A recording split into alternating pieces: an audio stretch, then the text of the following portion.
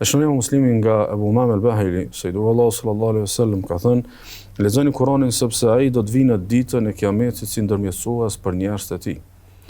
Lexoni Kur'anin sepse ai do të vinë në ditën e Kiametit si ndërmjetësues për njerëzit e tij. Do të vijë Kur'ani në rolin e ndërmjetësimit. Do të vijë për të ndërmjetësuar që Allahu të falë, për të ndërmjetësuar që Allahu të jap shpërblime më të mëdha, për të ndërmjetësuar që Allahu të shpëtojë nga dënimi i tij. Dhe kjo ndodh vetëm për njerëzit e tij, dhe nuk mund të jesh njeriu i Kuranit ose të jemi njerëz të Kuranit vetëse në saj të përkushtimit, sepse ky epitet dhe ky emërtem, sikurse edhe shembujt e tjerë jashtë Kuranit edhe jashtë Sunetit, ka të bëjë pikërisht me të përkushtuarit. Nuk mund të thuhet ata janë njerëz të një diçkaje, njerëz të një pune, vetëse pasi që të janë të përkushtuar, do thotë në atë punë. Shënojmë Muslimi nga Nawas ibn Sam'ani radhiyallahu anhu se i dërguari Allahu sallallahu alaihi wasallam ka thënë në një hadith, në ditën e Kiametit do të sillet Kurani dhe njerëzit e tij.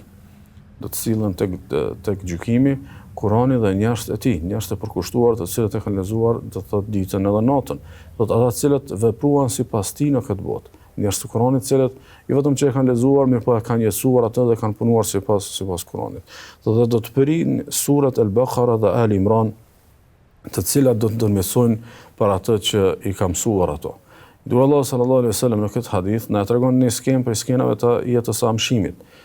Një skenë ku njeriu do të mirakoset nëse do të arrijë të shpëtojë, nëse do të arrijë të ketë vepra mjaftueshëm për ta fituar xhenetin e Allahut, nëse do t'i falen mëkatet dhe të shpëtojnë prej dënimit të Allahut, dhe në atë moment sillet Kurani për ndërmjetësuar për njerëz të vet, për ata të cilët e kanë lexuar, për ata të cilët këto net i kanë mbushur me fjalën e Allahut subhanahu wa taala.